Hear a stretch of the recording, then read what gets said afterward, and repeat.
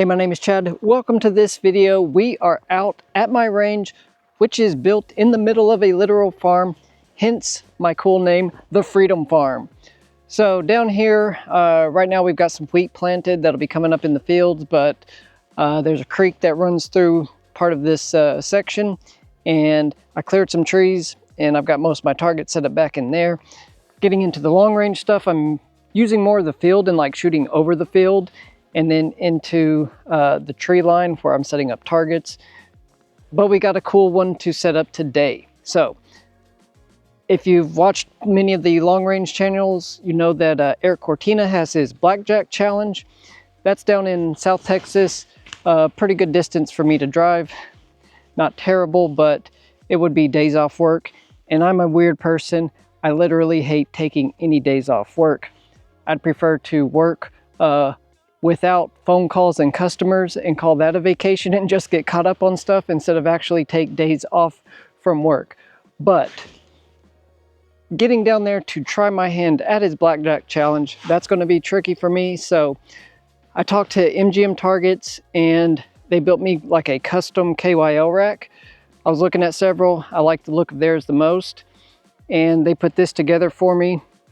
So I'm going to set up my own version of his Blackjack challenge here, and I actually think I've got an idea where I can turn it into kind of a PRS stage where we'll get into that on the shooting side of it. Today's going to be more looking at the target itself and how I'm going to get it set up here at my property. Stay tuned. There's going to be a lot of cool stuff coming with this, but let's take a look at the actual target now. Okay, so to start out, these are the legs. So it'll come with this bracket and leg supports here. And these are just going to slide in. That hole is going to go through one side of the shaft that holds the swinger plates. And this is a KYL target rack. So my plan is, behind me is where I've got a 500-yard target set up here just on a fence post or a T-post like dug into the ground and then mounted kind of low so that I can use this natural hill that was part of an irrigation system here. But I thought this was going to be a little bit taller. So my plan is right now I'm going to use a skid steer and just smooth out some of the dirt here behind me, kind of dump it up behind. And I think if I can just come down pretty even where it's smooth right now, I'll have enough height taken down to where, whoops, but I'll have enough height taken down so that any misses are going to go into dirt instead of skip over the top and then go through the trees, which I've got a half a mile to a mile of trees that a bullet would have to pass through to get anywhere. So, you know, I'm shooting in safe directions out here. Okay, now the targets themselves, they come actually pre-installed, which I'm very happy with on these. It's like a UHMW, some ultra high molecular weight poly. And what we've got here is, this is the 4-inch target, so the next to smallest, but they are bolted onto this. And then this plate is going to bolt onto the actual hanger, more or less. So pretty cool that they come pre-installed here. Here's the 2-inch. So that's where it's going to get real tricky, especially back at 500 yards.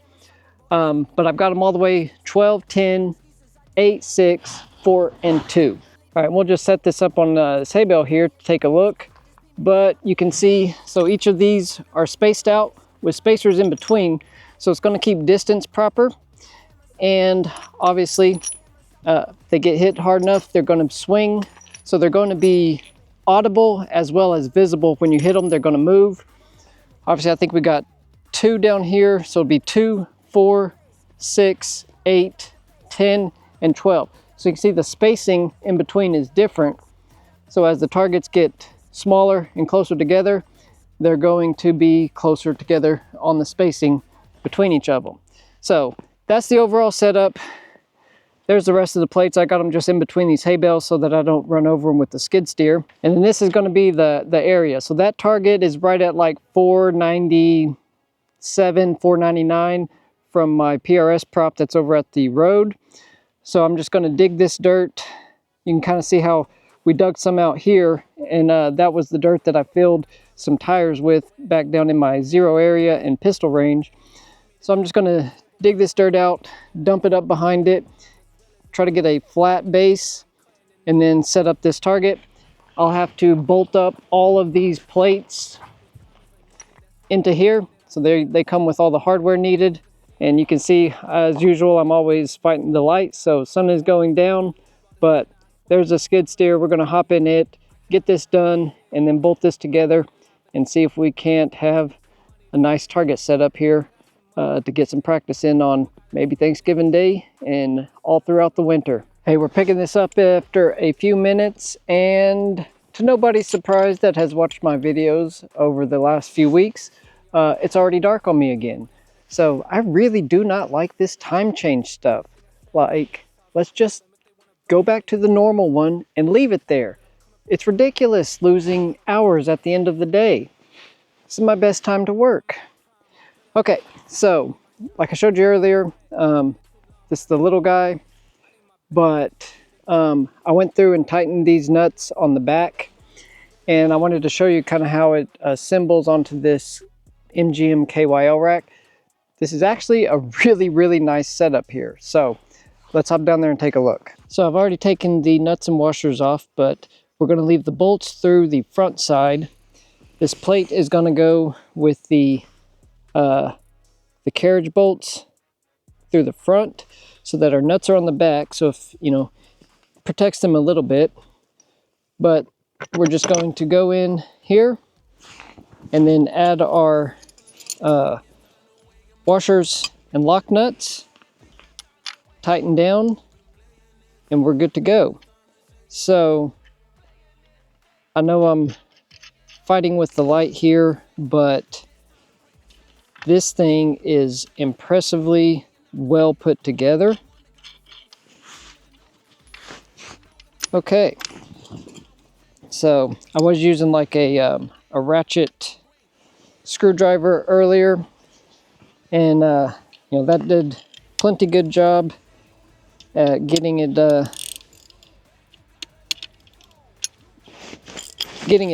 quickly on the majority of these, but very loud.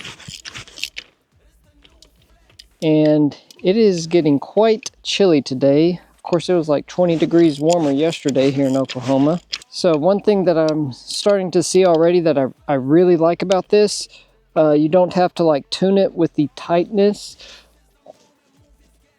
on things like this, because these spacers are going to give you, so you can get this tight as you need to here with the bolts and nuts, and you're still going to have good free swinging on the plates themselves.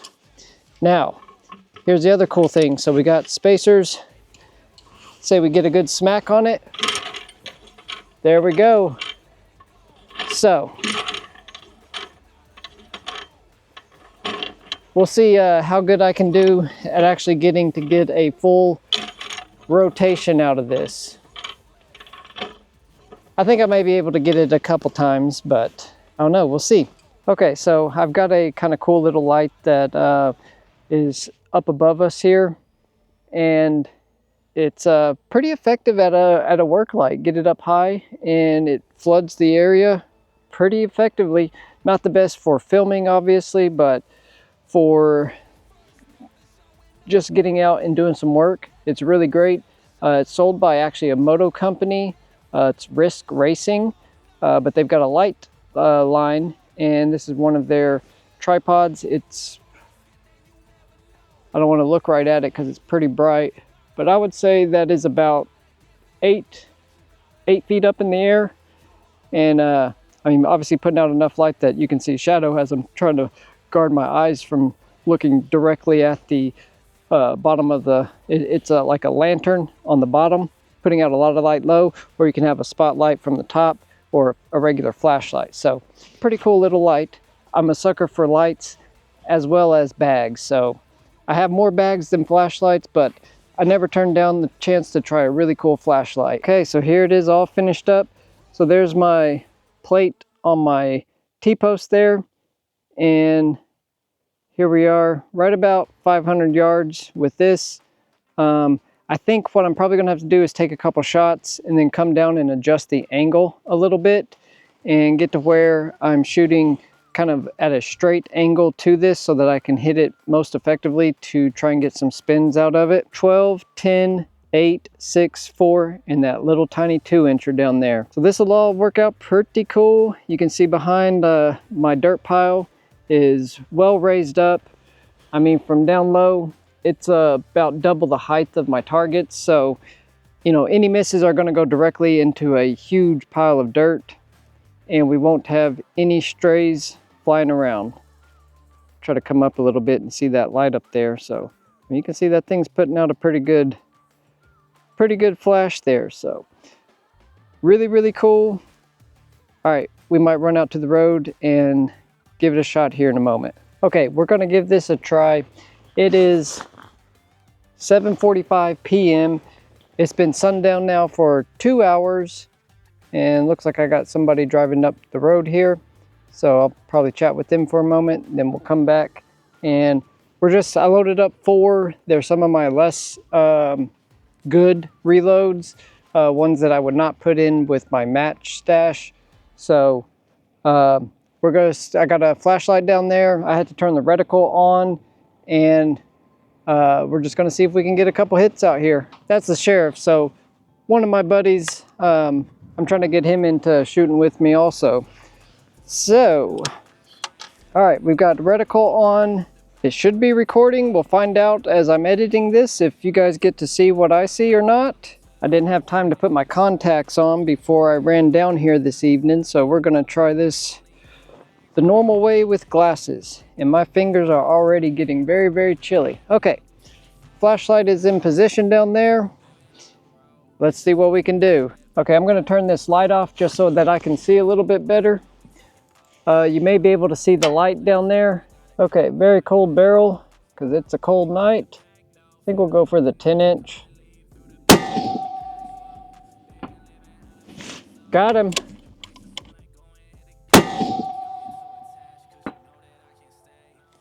All right, got the 8. See if we can get the 6 with the last one. Holy crap. That thing's moving. I got it. All right. Okay, I got it. So I think I missed one of them. I was a little bit wobbly. I think I had accidentally hit my safety, and that kind of threw me off. So I was a little wobblier than I should have been, but I'm pretty pumped with that. So success. My hands are freezing, and I really need to get home and start getting unloaded and ready for my work week. So we'll see. Hopefully I got footage out of the trigger cam. I'll splice that in, and we'll say our goodbyes here in a moment. I already filmed it down there before I came up here and decided to go ahead and give it a try. I'm pretty pleased. Now I gotta run back down there and get my flashlight. Hey, if you like getting out and working after dark, make sure and get subscribed right down below here. I tend to work on things until they are done, and even though I got a late start on this project, I wanted to get it done today, so we're out here finishing it off. The bad part is it's only 6:30 in the evening and we have 0 light. So I think I'm going to finish this video here. Obviously everything is set up nicely. I'm ready to go for getting some actual practice on this. I've got to go run down and check some mice traps down in my little 0 and pistol area. And if I'm feeling froggy, I may just drop a light here, run out to 500 and see if I can get a hit on this. I do need to, kind of check and make sure that after mounting my action back into my chassis, see how far off my 0 is, if it shifted at all. In theory, it shouldn't, but I haven't done this before, so I need to check that and make sure that it's going to hit where I think it's going to hit. And then we'll come out here on Thanksgiving and probably give it a couple more shots. So see how close we can get to that little 2-incher, and I'll show you what I got in mind.